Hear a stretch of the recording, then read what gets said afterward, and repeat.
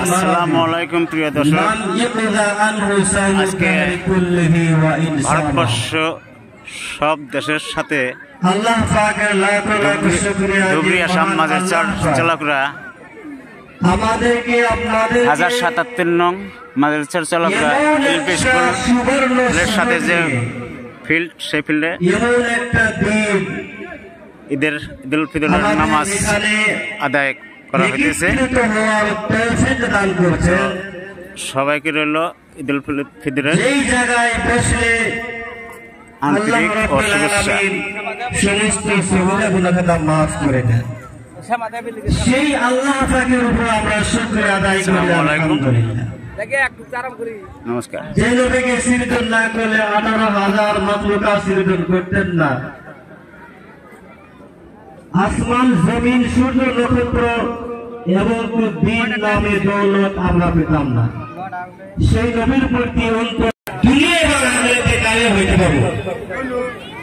আজকে এমন একটা দিন হাদিসের মধ্যে আছে, হাদিসটা যদি সঠিক হয় তবে ফাজাইলের ক্ষেত্রে সেটা গ্রহণযোগ্য।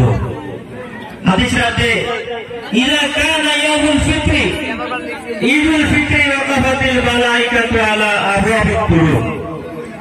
যখন ঈদুল ফিতরের দিন হয়, দিন আসে, তখন আসমান থেকে রহমত ফেরেশতা রাস্তার ধারে ধারে ধারে ধারে দাঁড়াইয়া মানুষকে আহ্বান করে, মানুষকে আহ্বান করে ডাকে ইলা রাব্বিল কারীম, হে মানুষ, ইলা রাব্বিল ইয়া মাশারাল মুসলিমিন ইলা রাব্বিল কারীম, হে মুসলমানেরা তোমরা শোনো, ওই আল্লাহ থেকে, ওই রব্বিল কারীমের দিকে, যে আল্লাহ রাব্বুল আলামিন বলেন ইয়ামুন্না বিল খাইর, যে আল্লাহ তোমাদেরকে সব দ্বারা পূর্ণ করবে, ওয়াইসিবু আলাইহি জাযীরা, যে আল্লাহ রাব্বুল আলামিন তোমাদেরকে আযীম শান বদলা দান। সাল্লাল্লাহু আলাইহি ওয়াসাল্লাম এরকম ভাবে নিযুক্তি করেন নাই, বর্ণনা করেন নাই।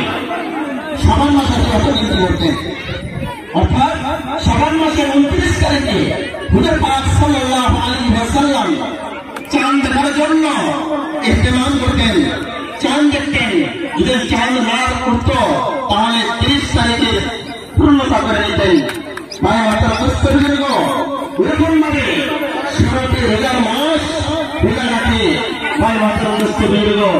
লাস্টে আবার চাঁদ দেখা কি করতেন, ইহতিমাম করতেন। চাঁদ যদি আসতো, দেখা যাইতো, তাহলে কি রোজা রাখতো না, হঠাৎ ঈদের নামাজ পড়ে নিতেন। কত প্রতিযোগিতা রয়েছে, আর হাদিসের মধ্যে রয়েছে যে 16 বছর করে নিয়ে আল্লাহ তাআলা জান্নাতকে ওইরকম ভাবে সাজান, অর্থাৎ 18 বছর পর্যন্ত সাজায় থাকে। যে সময় প্রথম